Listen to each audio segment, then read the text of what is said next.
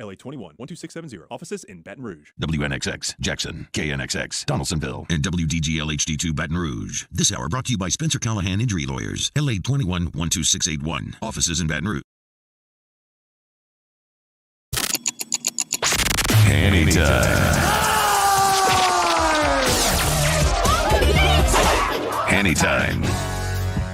A daily look at sports from our resident historian. Your sports break during your lunch break. Live from the Mercedes-Benz of Baton Rouge studios. Here's Charles Hannegriff. And a pleasant good afternoon. Welcome to Hanny Time 104.5 ESPN Baton Rouge. I'm Charles Hannegriff, Michael Patel, and Taylor Sharp. Man in the controls here today. You are enjoying the Martin Luther King holiday off of work today. Welcome. Hope you're enjoying your time off. A lot of basketball today if you want to partake in a lot of college hoops. Pels go here in about 2 hours in Cleveland, so and a lot of NBA action. In fact, as we talk right now, the Celtics and the Hornets are about to tip. All of that ahead of the last of the NFL wildcard games tonight, Dallas and Tampa.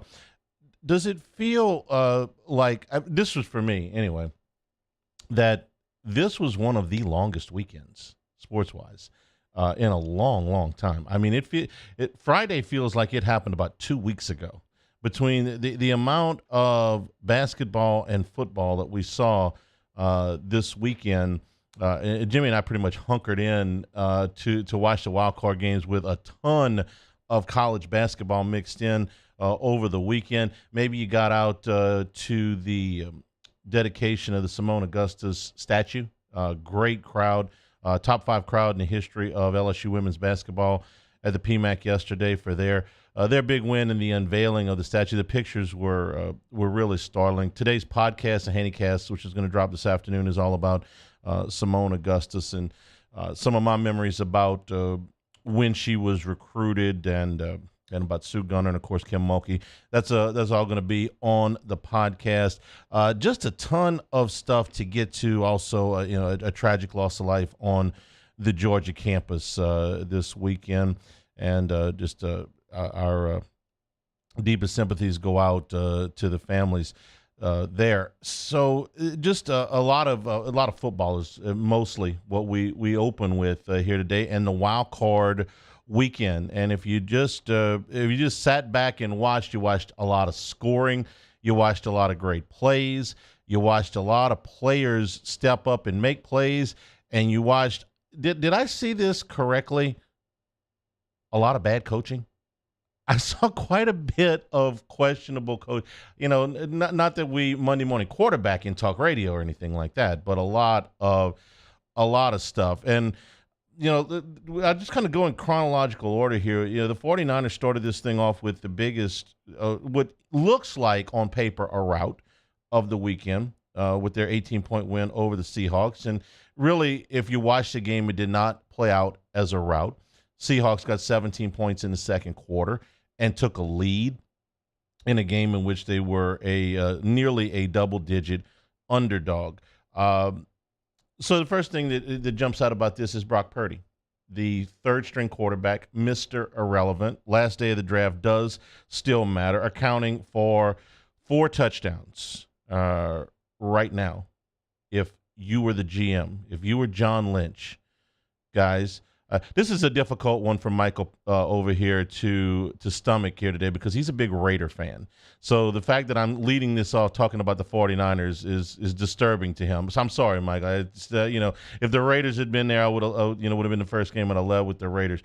But if you're John Lynch and the general manager of pick a team that needs a quarterback, Houston, Indianapolis, New Orleans, Carolina, picks up the phone and says, I will give you a first-round pick for either one of your quarterbacks, Trey Lance or Brock Purdy. You give me the one you want, you keep the one you want. Which one would you keep? I mean, seriously. I don't know what Brock Purdy's draft value is right now. I'm not really sure what Trey Lance's draft value is right now. But if I'm John Lynch, I know which one I'm keeping. I'm keeping the guy that just led me to a playoff win in his first ever playoff start against Seattle and accounted for 4 touchdowns while he's doing it. That's what, because Garoppolo is going to leave. He's a free agent. He worked that out in the deal. They got to make a call. The quarterback stuff is fascinating to me.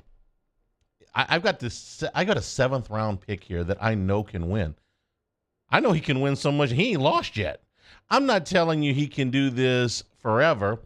He is gifted with the top defense in football and 2 of the top playmakers in football in Deebo Samuel and Christian McCaffrey, and one of the best tight ends in the game in George Kittle, and some really nice other players. Maybe one of my favorite plays of the weekend was the Deebo Samuel touchdown because of Brandon Ayuk's block. It's the best block that I've seen a wide receiver make all season, and maybe in a playoff game, I don't know that I ever saw one better. Ayuk blocked the guy for 6 seconds without holding and sprung Samuel for the touchdown. So the play of the game, San Francisco takes the opening drive of the second half and goes up 23-17. But Seattle answers. Okay, they go down the field and they get in the red zone, and they're down to the 9 or 19-yard line. It's 3rd down and 14. This is the first drive of the second half for the Seahawks. And Geno Smith gets sacked. He fumbles. 49ers get the ball. Purdy takes him 70 yards in 7 plays for a touchdown. 4 and out for Seattle. Then the Samuel play. It's 38-17. The game's over. But think about it this way. If it's just a sack there, if all you get is a sack, Seattle's going to kick the field goal. It's going to be 23-20 about halfway through the third quarter, and we got a ball game. That was as much as the Samuel play put the game away, the play that made the game was the sack fumble. I'll give you guys a chance. If somebody called you, said Purdy or Lance, I don't even know that this is much of a decision anymore. I'm taking Purdy 100%. And it's weird to say that the 7th round pick is more established than the number 3 pick, but he is. Trey Lance has barely played. Trey Lance, okay. Michael, you got a Trey Lance opinion? You in the Max Gotro camp of Trey Lance fan club? No, I'm going to agree with Taylor 100%. Yeah. Here's the thing. It's not just the 49ers stuff. That's easy to see. Lance got hurt. It's not his fault. But, Purdy comes in and he does what he's accomplished here so far. It's the college stuff. Because we're talking about 2 NFL – Lance is not a rookie, but he just assumed be, okay? Purdy played for 4 years at Iowa State. He got his nose bloodied pretty good over there. They won a lot of games, but they lost a lot of games too. Iowa State's not exactly the biggest resource program in the country, certainly not in the Power 5. But they did some nice things. We like the coach there. I think that experience has served him well and will continue to serve him well. If you count the college games and the pro games that these 2 guys have started, Lance is 4 years away from catching Purdy if Purdy goes to the bench and never plays again. Now, you can get moving a lot faster in the NFL you can accelerate your experience. I would say every NFL start is probably worth 2 or 3 in college. So he can catch up faster by that math. But the 49ers have got a hell of a decision to make because they've got now they've got double what at least 8 teams in the National Football League wish they had, which is a starting quarterback in the league. If we consider Lance a starting quarterback, they certainly did. They gave up a ton to get him. But the more valuable asset right now is Brock Purdy. So who demands more on the trade market right now? I think it's Purdy. And if I'm the 49ers, I ain't trading him. Can you keep both? Can you keep both? Do you want to get on that merry-go-round next year if you're San Francisco? That team might win the Super Bowl. They really could win the Super Bowl. Are you going to really tell me that if Brock Purdy takes them to the Super Bowl with the defense and with all those playmakers, and they win the Super Bowl, they're going to say, nope, we're going back to Trey Lance next year? And I felt like all along we have this argument a lot on the night show. Not argument, but this discussion about who they're going to start next year. And I've been in the camp. Look, executives are hard-headed. They expend draft capital on a quarterback. They live or die with their guy. But if your guy takes you to the Super Bowl, who do you feel like's got a better chance to get out of the NFC right now? San Francisco or Philadelphia? Or somebody else? A, B, or C? I don't see how San Fran's not the favorite to get out of it. I mean, they weren't the favorite going into the weekend because they had to play an extra game. But right now with that one under their belt, yeah, that's it. That's exactly who I'm taking. So one of the more interesting situations of the offseason is going to involve San Francisco's quarterbacks, but that was the opening game of the weekend. In what would be a weekend full of overs. If you're one of those over the total bettors, I should have predicted this. First time ever in my picks on Friday, I put 2 unders into 5 picks. You just knew everything was going over at that point. Because betting the unders it's a buzzkill, right? It's a cold shower. Okay, you got to sit there and root for nothing to happen. I mean, sometimes it's a good bet, but it's a downer bet. But if I'm going to bet it under on a game, I probably don't want to watch. So you could watch all weekend long. Lots more NFL stuff to get to when we come back. We'll take a break. This is Hanny Time, 104.5 ESPN Baton Rouge. This is Hanny Time. Big Mike's open here on the holiday with the lunch special of fried catfish and red beans. And every Monday night from 5 p.m. to close is all you can eat ball shrimp. 5 p.m. to close every Monday at Big Mike's. Lunch specials later in the week. On Thursday, they do their hot ham and cheese po' boys. Fridays, it's always the Boudin burger. And this Sunday, if you want to go out and watch the NFL, same happy hour drink prices as we had when the Saints were playing. Saints are no longer in it, but the playoffs continue. So it's happy hour drink prices all day. $2 domestic draft bottles, $3 Wells, $3.50 wine that goes from 3 until 7 Monday through Friday, and on Sunday it goes from 11 a.m. until 9 p.m. Off-site catering still available from Big Mike's, and you can rent their party room for your special events. Part of the fabric of Denham Springs right there on Aspen Boulevard. Big Mike's, we're kind of a big deal. In times of need, get a full list of phone numbers, websites, and other important emergency information on the Demco Stormwatch page at 1045ESPN.com.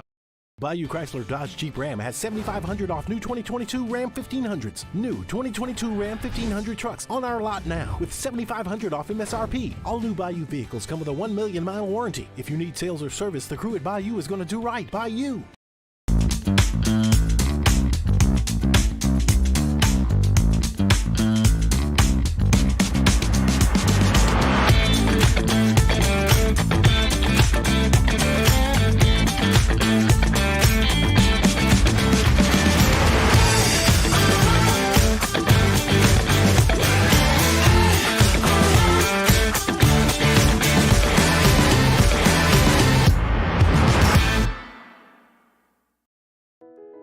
I've been doing business with Luba for 25 years.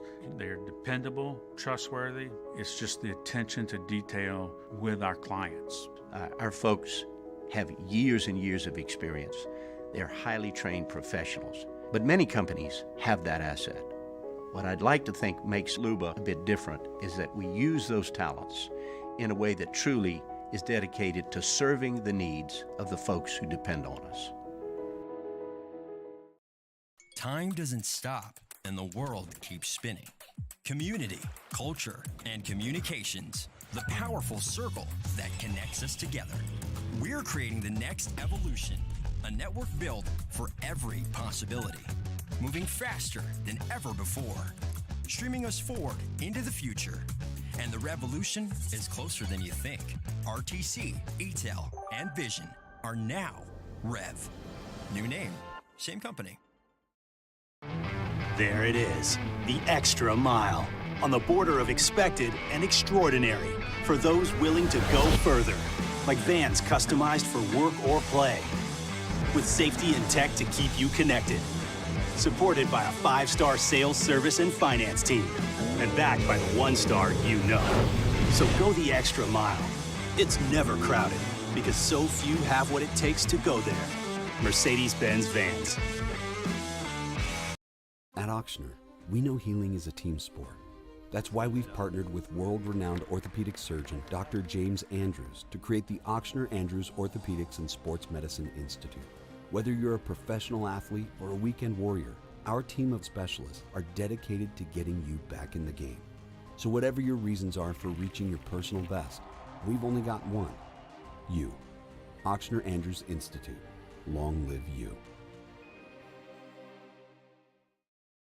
Start your day with news and newsmakers. Start your day with traffic, weather, and local stories that are important to you. Kickstart your day every day. Mornings with Brian Haldane. Monday evening edition of Game Time presented by Bet Rivers. We're live at Rouge Creole in Perkins Row, recapping all of the college and NFL action from the weekend on 104.5 ESPN Baton Rouge.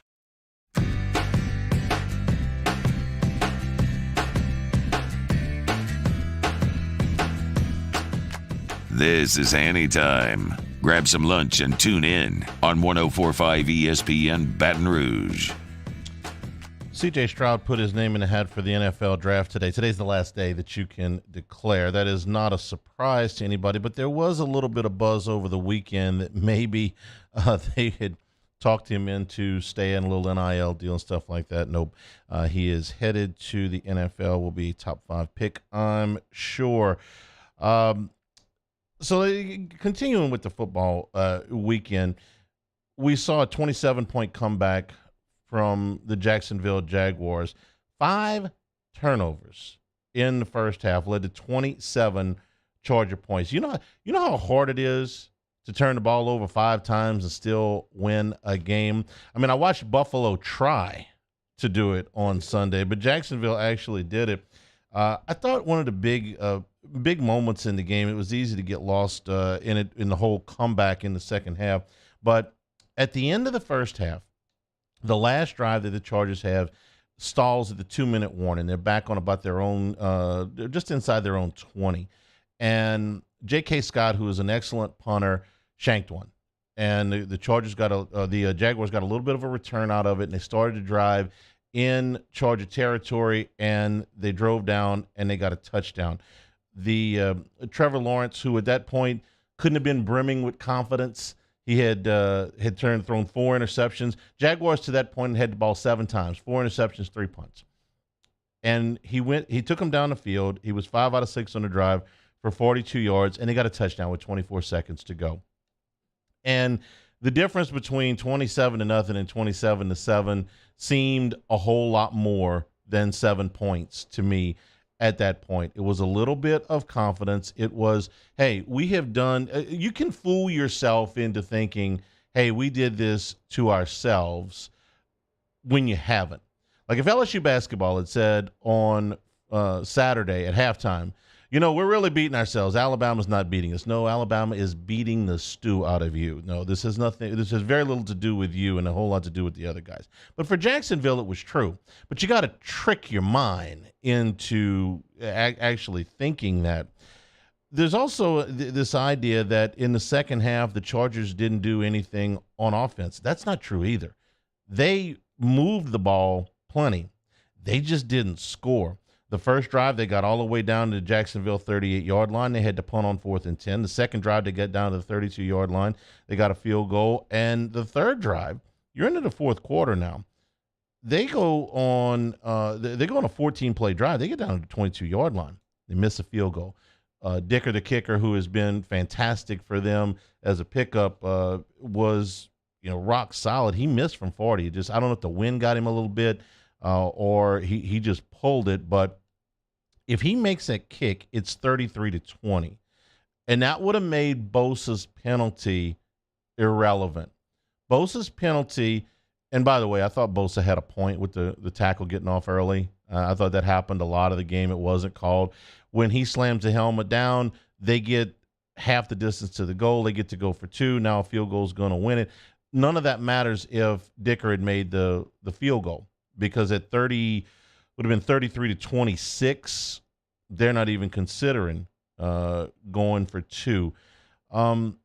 this has brought a lot of questions on Brandon Staley, who I don't think is a very good coach, but who cares what I think out in Los Angeles where this goes. But I did think that he got maybe a little bit more criticism than he deserved. I mean, I don't know that I can put this on Brandon Staley. I put plenty on Brandon Staley for the season.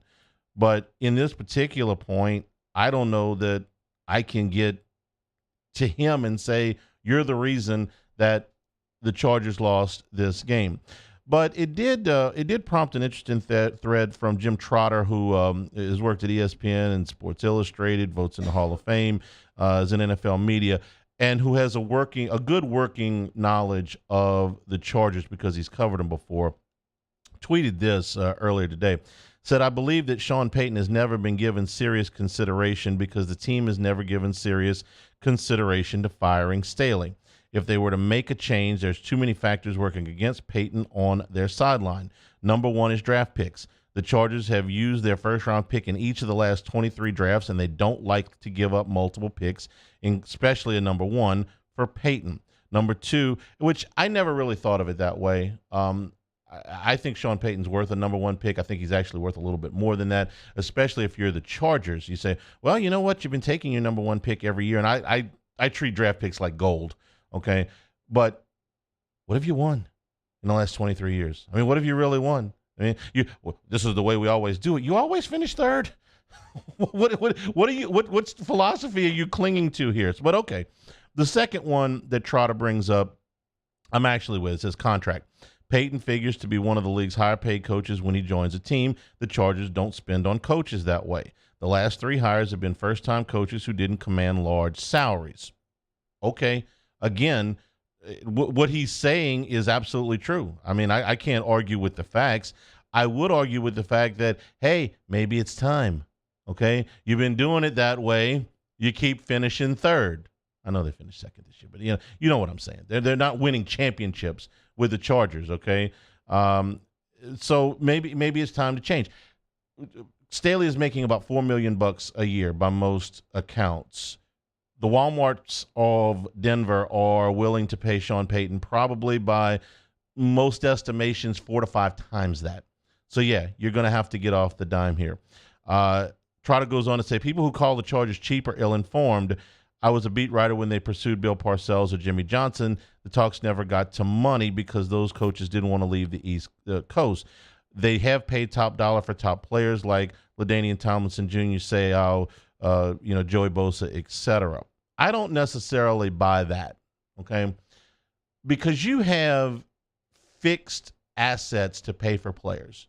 If you ever look at the salary cap, the ratio of what you have to spend on players, ceiling to floor, roughly estimates to a portion of your television receipts.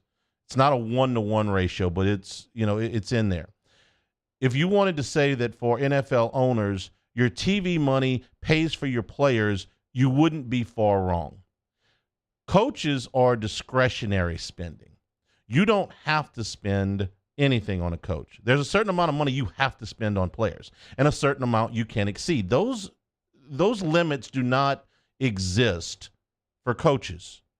You can spend, if the Walmarts want to spend $25 million a year on Sean Payton, they're welcome to do so. And if they want to elevate somebody from a junior college in Oklahoma to coach the Broncos, they can do that too. So I don't buy the fact that because they have spent on players that the Chargers are not cheap. I think the Chargers are very cheap. Ask our friend Jacob Hester if he thinks the Chargers are cheap, okay? There's all kinds of things you can spend money on. When you don't own your own stadium, when you are sharing, this is the grown-up who is still, living in his parents' house, okay? You're 35 years old. It's time to move out, okay? You can't buy your own stadium, so you're living in Cronky's place, okay? No, they're cheap. Ownership also, Trotter goes on to say, ownership also believes in checks and balances. Dean Spanos is allergic to giving full authority to one person. Payton had significant influence in New Orleans and likely will want it at his next stop. Again, I'm sort of with him on this. I don't ordinarily like giving a lot of personnel control to coaches because most of them are not up to the job. Coaches are emotional. They react to the last thing that they see. They get heavy biases towards certain players for one reason or another, and they don't see big picture very well.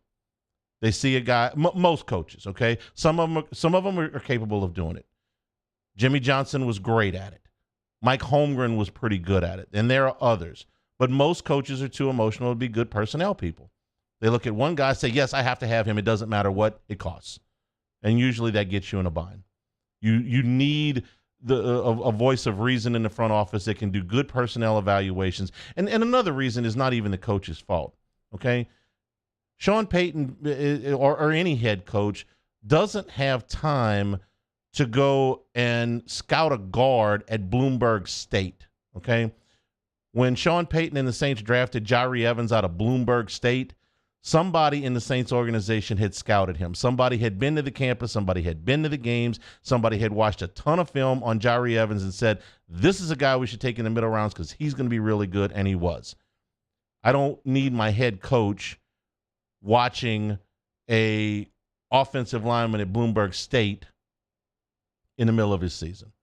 But again, the way the Chargers have always done things, what have you won? And here's the last thing. Lastly, this is from Jim Trotter again. Lastly, and I know many of you don't want to hear it, the leadership likes a lot of things about Staley, the way he leads, the way he communicates, the way he schemes and carries himself. That means a lot to them. I don't know why. Because everything they've done screams the opposite. Last year, they let Staley do whatever he wanted. He was the most reckless coach in the league when it came to going forward on fourth down, bit him in the ass in the Raiders game in the last game of the season, and guess what? This year, they shut him down. They said, we will manage fourth downs from the front office. Don't take my word for it. They'd never tell you that publicly. Go watch the games.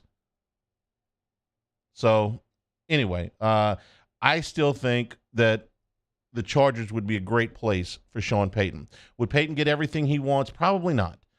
I'm not saying that the Chargers won't pay him at all, but they won't pay him what the Walmarts will. So he's going to have to take a little bit less money. You want to live in Los Angeles? That's where he's living now. You like it out there. You got the young stud quarterback. You're going to have to give up a little bit. You may not get all the personnel control that you want, but you'll get some. The Chargers may not want to give it all to you, but they'll relinquish more than they usually do. The Chargers won't pay you as much as the Walmarts, but they'll pay you more than they would pay a garden variety coach, another coach. I've watched Staley for 2 years. I don't think he's the worst coach in the AFC West. Hackett in Denver is the worst coach I've ever seen. Sorry, Michael, but Josh McDaniels is a lot closer to him than he is to Andy Reid. Okay, he's not even a coach. He was just there. Okay, so I'm not offending you in any way, Raider fan here, when I tell you that I think Josh McDaniels is a lousy coach. I think Staley's a little bit better than McDaniels, but still far away. If you have a chance to go out and hire a coach that's been as good as Payton, and forget the Super Bowl year, okay, the number of games that he won over the other 15 years that he was in New Orleans, you can go do that when you've got a roster where you've got a top 6 or 7 quarterback in the league, defenders that are among the best. I mean, Joey Bosa and Khalil Mack and Derwin James. I mean, you got players over there. You have a running back that he lead the league in touchdowns, overall touchdowns. I think he did. Who's a fantastic receiving back, and then you have receivers like Brandon Allen and Mike Williams. You've really got number 5. What's his name? I forgot. DeAndre Carter. Yeah, DeAndre. You've got guys, all right? That's a pretty good team. They drafted a tackle in Rashawn Slater 2 years ago who's become one of the top tackles in football. Now, he was out this year a lot, but you've got a roster there. You've got a roster that made the playoffs despite what Staley did. This guy ran Mike Williams out in a meaningless game, got him hurt, and didn't have him for this game. Would he have helped? I don't know. Mike Williams is pretty good. They only lost the game by 1 point. Would Mike Williams has been good enough to make up 1 point? Yeah. You might have made one more first. I mean, we're talking about one possession here. One more possession. So for all of those reasons, And I respect Trotter. Trotter's very good at what he does. And I believe that he believes everything he's saying about the Chargers. I agree with some of it, not all of it. I'm not shutting the door on Sean Payton to the Chargers. It would be a good fit for the Chargers. It would be a good fit for Payton. They got to get off some of that draft capital and send it to New Orleans. This works. This checks a lot of boxes if some people will check their egos at the door. It's going to happen. Who can say? Take a break. More football to talk about when we get back. This is Hanny Time, 104.5 ESPN Baton Rouge. This is Hanny Time. Acura and Infiniti pre-owned. Getting about time. Just about time for us to go buy another vehicle. We'll be doing it at Acura and Infiniti of Baton Rouge. Here as we begin the new year, 3.9% APR for 60 months on most models. $1,000 loyalty cash on the MDX and the TLX coming back to you. 2-year, 24,000-mile complimentary scheduled maintenance on all 2023 models right now, and a large certified pre-owned selection right now. 7 years, 100,000-mile powertrain coverage on these vehicles that have gone through a rigorous inspection to get to code. Roadside assistance is complimentary. Free scheduled maintenance your first time, also a complimentary vehicle while that maintenance is being done. You add in transparency and pricing and the family atmosphere, and it's easy to see why we're making this decision again to go to Acura and Infiniti of Baton Rouge. Our listeners fire off their opinions on the jimsfirearms.net hotline at 499-1045. Keep listening for your next chance to shoot us your thoughts with the jimsfirearms.net hotline on 1045 ESPN Baton Rouge. Louisiana. It's a place defined by culture, by pride, by passion, by people who do more than love this place. They celebrate it, elevate it, champion it. They are the individuals who embody what makes Louisiana great. The companies that make Louisiana a better place to work and live. The nonprofits leading transformational change in our communities. Champions of Louisiana are all around us, and LWCC is proud to celebrate them because we've always been Louisiana loyal, supporting the workers, the innovators, the change agents of this great place we call home. Who are the champions around you?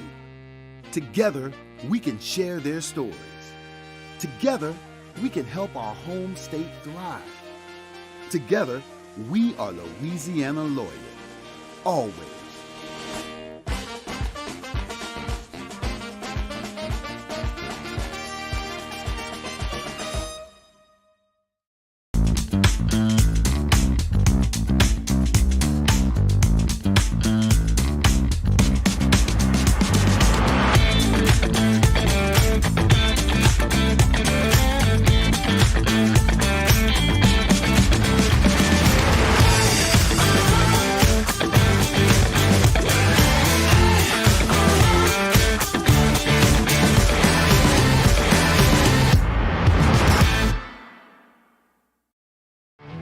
There it is, the extra mile, on the border of expected and extraordinary for those willing to go further, like vans customized for work or play, with safety and tech to keep you connected, supported by a 5-star sales, service, and finance team, and backed by the 1-star you know. So go the extra mile. It's never crowded, because so few have what it takes to go there. Mercedes-Benz Vans. Time doesn't stop, and the world keeps spinning. Community, culture, and communications, the powerful circle that connects us together. We're creating the next evolution, a network built for every possibility, moving faster than ever before, streaming us forward into the future.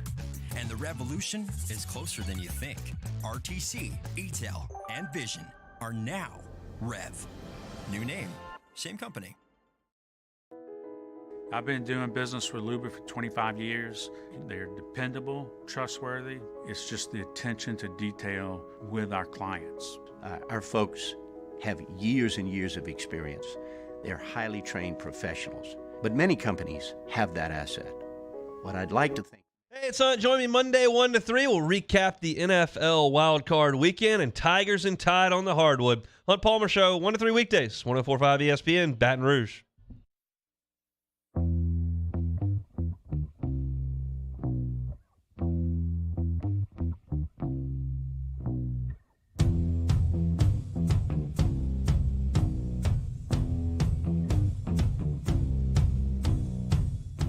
This is Hanny Time, your sports break during your lunch break with Charles Hannegriff on 104.5 ESPN Baton Rouge.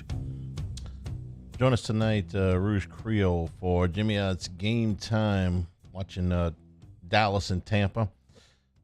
Noted Cowboy fan Taylor Sharp is brimming with confidence today. I asked him, so I had a friend of mine is trying to reel in a 7-team parlay, okay, 7-team money line parlay.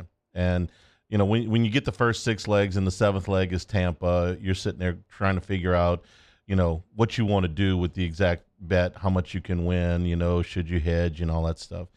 And so I asked Taylor, I said, hey, you know, what would you do with this? So let it ride. The Buccaneers are going to beat the Cowboys. This is from a Cowboy fan. They are going to beat the Cowboys.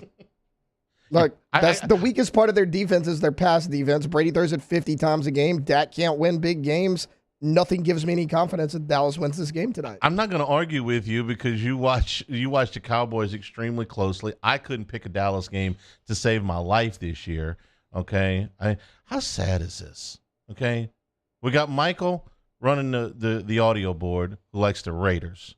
We got Taylor running the video board who likes the Cowboys, and me on the mic who likes the Saints.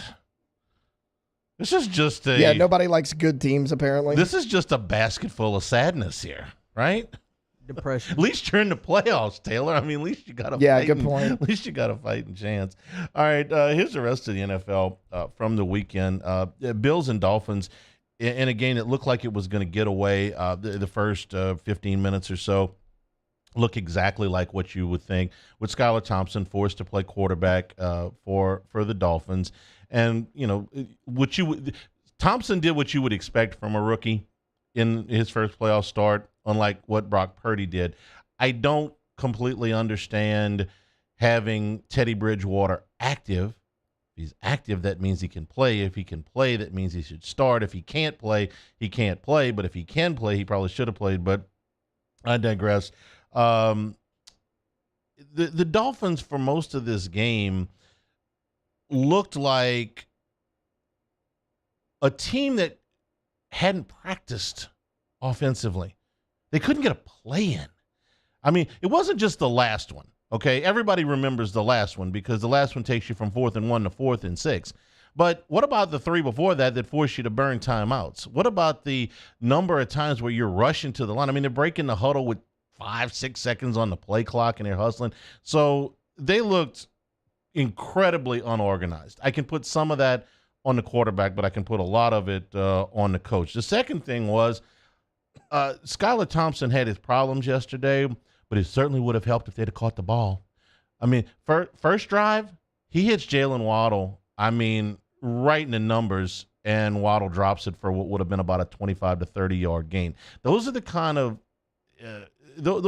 confidence builders that can really take you, up. Brock Purdy, throws a little short pass and they turn it into a 70-yard touchdown. Thompson throws a longer pass, just as accurate, and the Dolphins drop it. So what are you going to do? I mean, I couldn't amazed at the number of times they just couldn't get a play. They turned the ball over 3 times if you count the one on downs at the end, and they still had a chance to win this. Rookie quarterback on the road, can't get a play in, turn the ball over 3 times. You're playing the Buffalo Bills, who are pretty doggone good, and you still got a chance to win the game, or at least send it to overtime at the end of regulation. Buffalo, they're going to have a hard time digesting this film because while they had their explosive plays, they had 4 of 29 or more, and Allen threw for 352 yards and had a big run to set up another touchdown. 2 interceptions, 7 sacks, 4 fumbles. They only lost 1 of them, but they fumbled 4 times, and they gave up a 50-yard punt return. Now, the Bengals didn't exactly, inspire a lot of, enthusiasm last night either. They didn't play their best game, but Buffalo certainly didn't play their best game. Buffalo-Cincinnati's the headliner next week. I suspect both of those teams will play a lot better. The idea that you're playing a divisional game in the playoffs is always troublesome. Those people know you really, really well. So if I'm Buffalo, I'm going to go back and look at that thing and say, man, we really, really did a good job of keeping Miami in this game. But give the Dolphins credit. I mean, no run game. I mean, 0 run game, rookie quarterback, turned the ball over 3 times, can't get a play in, 6 drops, and you still in the game? We'll pull that stuff against Joe Burrow next week. You'll find yourself on the losing end. Giants and Vikings, 31-24 final was there. Daniel Jones came age. 2 big quarterback decisions going into the offseason as far as contracts with guys that are coming up. Daniel Jones and Lamar Jackson. Or are you going to sign these guys long term? Ravens tried real hard to sign Lamar Jackson, couldn't come to an agreement on how much of it would be guaranteed because Lamar's missed roughly a third of the last 2 seasons. They'll argue about that in the offseason, put the franchise tag on him if they can't come to a compensation. Daniel Jones got paid yesterday because the Giants, who were like, we'll kind of wait and see, looked like a dude yesterday.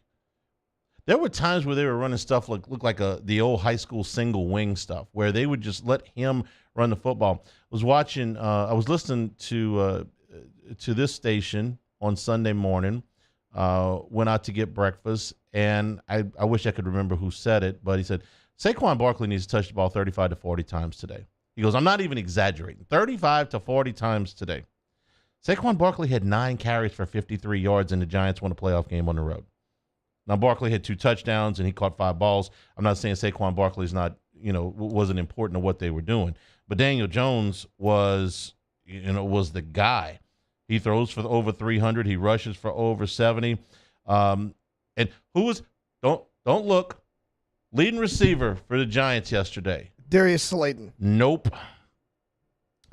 Guy, I'll be honest with you, had not ever heard of until sometime in November, actually really early December. The only reason I heard of him was because he was starting to make a few plays in fantasy, and he was starting to put up a few numbers. Oh, Richie James? No, no. I had never heard of this guy. They picked him up off of waivers. His name's Isaiah Hodgins. Still don't know who he is, right? They drafted him in Buffalo. I think he was a 6th-round pick a couple of years ago. Dayball was on that staff when they drafted him. Buffalo was trying to sneak him through waivers and get him on the active roster, and the Giants claimed him. He had 8 catches for 105 yards and a touchdown, and 9 out of 10 football fans couldn't have named him before the game yesterday, including your host right here, who had only vaguely heard of him because of fantasy football. If you're in contention in fantasy football and some of you guys start to get hurt, you're starting to scan the waiver wires in December thinking, man, who can help me win a championships? Only reason I knew who Isaiah Hodgins was. Yesterday, he was great. So, the Giants win the game. I don't know what the Vikings are doing. Here's some more of the bad coaching yesterday. It's 7-7 early in the game. You got 3rd and 1 from your own 34-yard line. This is the 2nd drive of the game for you. And you run a double pass on 3rd down and 1? Really? I mean, that's what you want to run. That was early. Late, I don't know what Kirk Cousins was thinking. It's 4th down and 8. I heard his explanation in the postgame and still don't understand it. He threw a 3-yard pass on 4th down and 8 with the season on the line. Did he think that T.J. Hockenson was going to break that tackle? Did he think that if T.J. Hockenson had broken that tackle that there weren't going to be more people there to tackle him in the next 5 yards? He goes, well, this guy was – I listened to the explanation. Well, this guy was covered and his safety came over. And it's like, dude, if you throw an interception in the end zone, who the hell cares? The 3-yard pass is not doing anything for you, okay? But and then the drive before that was, in my opinion, the real killer. The Giants had gone up 7 points. There's 7.5 minutes to go in the game. You got the ball. You're Kirk Cousins. You're at home. You're down 7. This is your time. You got the best receiver in football this year in Justin Jefferson. You got a tight end that your front office went and made a move for. You've got Dalvin Cook, who's one of the better backs in the league. You got to go down the field and score here. 3 passes produced -1 yards. When they ask you about Kirk Cousins, that's what they're talking about. Is it all on him? Probably not. All I know is this keeps happening to Kirk Cousins. So, Taylor Swift, maybe it's you. That's where you got – look, 49ers needed a drive. They went down the field. Bills needed a drive. Allen took them down the field. Jaguars needed a drive. Lawrence took them down the field. Giants needed a drive. Jones took them down the field. Vikings needed a drive. 3 plays, -1 yards. Okay? Sorry. I mean, I'm trying to give you the facts here. This is what happened in the game. This is why you go look at Kirk Cousins' stats, and they're fine. I mean, they're even probably top 10 in the league, 12 in the league for sure. But every time he gets in a bind like that, that's usually what you see. Sun hadn't even gone down at that point yet. Maybe it had. It was in Minnesota. Then the Bengals last night against the Ravens. I'll tell you what, the last drive where, and I think John Harbaugh is one of the best coaches in the league. I mean, I think he's a top 5 coach in the league. And they're running on the last drive like they got 15 minutes. There's 3 minutes on the clock. You got a backup quarterback in there, and you're still huddling. John, clock's running. you're behind here. And I'm sorry, it may have rubbed some people the wrong way, but J.K. Dobbins was right. Not so much in the goal line play. Okay, the goal line play that, turns into Hubbard's 98-yard touchdown, and that's the play of the game. It's been replayed a million times, and look, it was great. It won the Bengals the game. But when J.K. Dobbins says that I need to be the guy there, he's probably not wrong. But he's much more right in the rest of the way the rest of the game was called. They wanted Hundley to go underneath there. In fact, Harbaugh in the postgame called it the Burrow play. And I'm like, the Burrow play? The Joe Burrow play? No, he wanted a burr, like a burrow, underneath the tacklers, like a groundhog or something.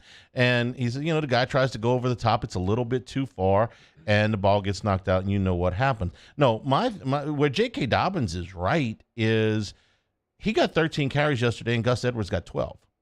Gus Edwards is a reasonable backup running back in the league, has had a few moments here and there, but J.K. Dobbins has the ability to break a lot of plays, to make big runs for you.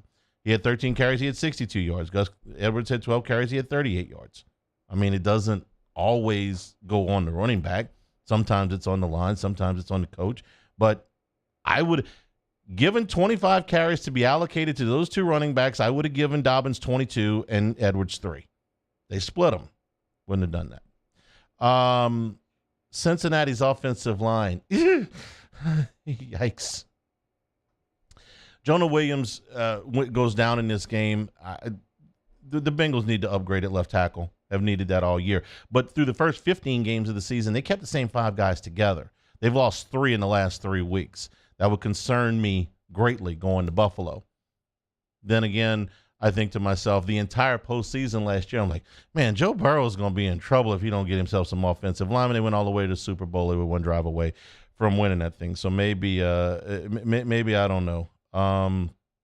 But, this another game, again, when you get these divisional opponents that play each other, sometimes the familiarity keeps the score like this. Did with the Bills and the Dolphins, did with the Bengals and the Ravens. Didn't as much with the Seahawks and the 49ers at the end, but for 2.5 quarters, it did.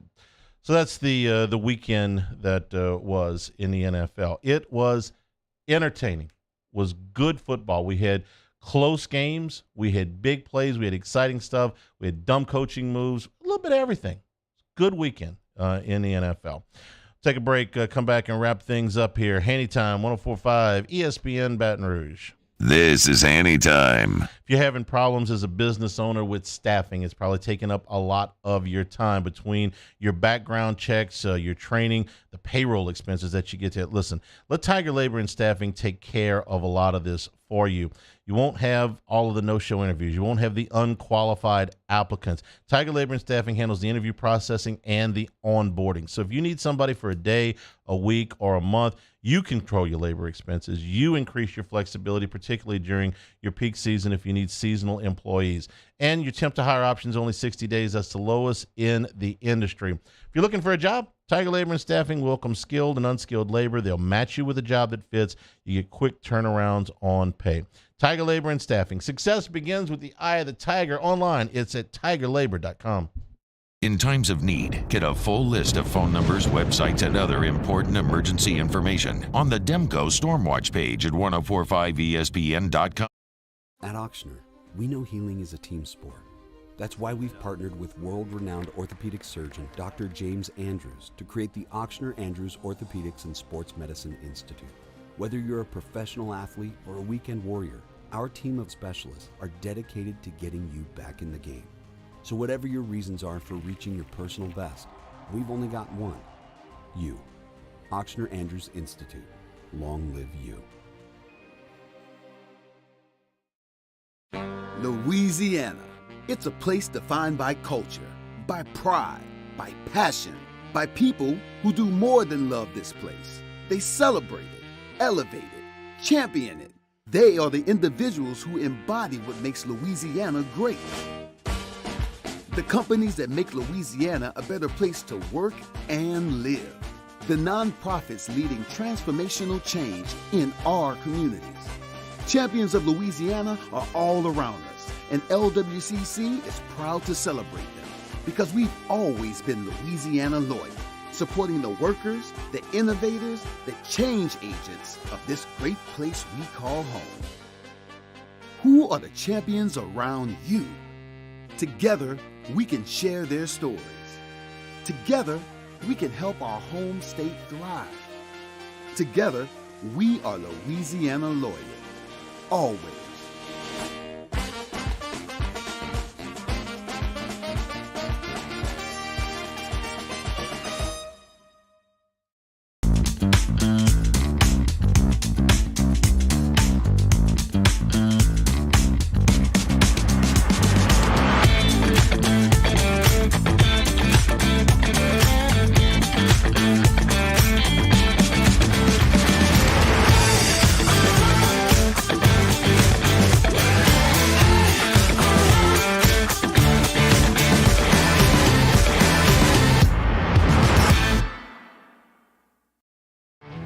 There it is, the extra mile, on the border of expected and extraordinary, for those willing to go further, like vans customized for work or play, with safety and tech to keep you connected, supported by a 5-star sales, service, and finance team, and backed by the 1-star you know.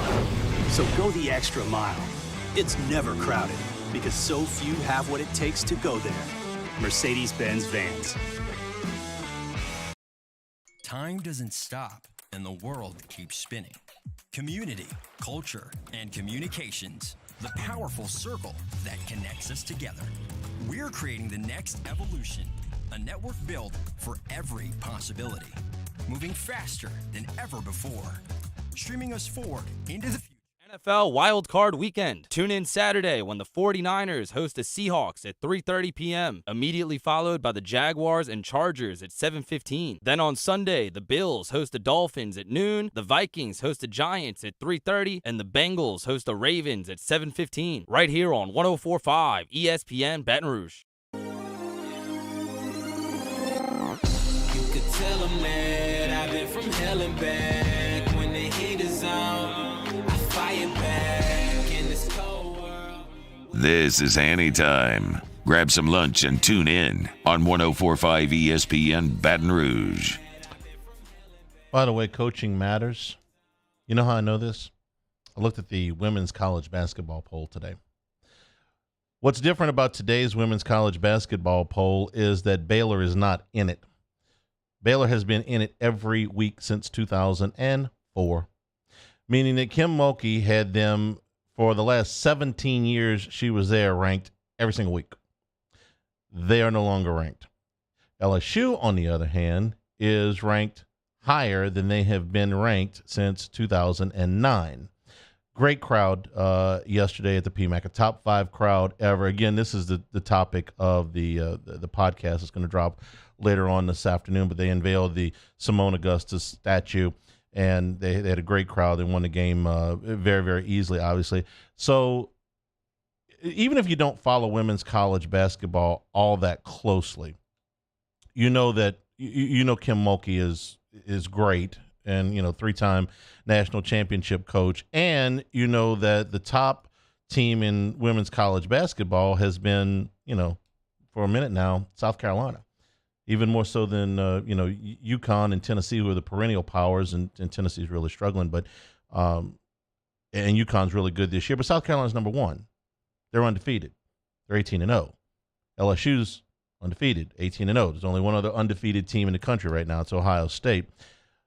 South Carolina and LSU play. Do you know when they play? Taylor, you up on your women's college basketball scheduling? They got 4 games apiece before they play, which they will probably both be undefeated. They're both heavy favorites in all the games till then. They play at 1 o'clock on Super Bowl Sunday.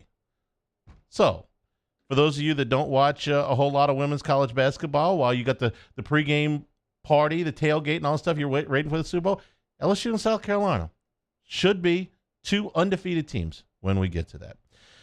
Thanks to everybody for listening today. From Michael Patel for Taylor Sharp, I'm Charles Hanniger saying thank you and good afternoon. Stay tuned for Hunt Palmer, 104.5 ESPN Baton Rouge.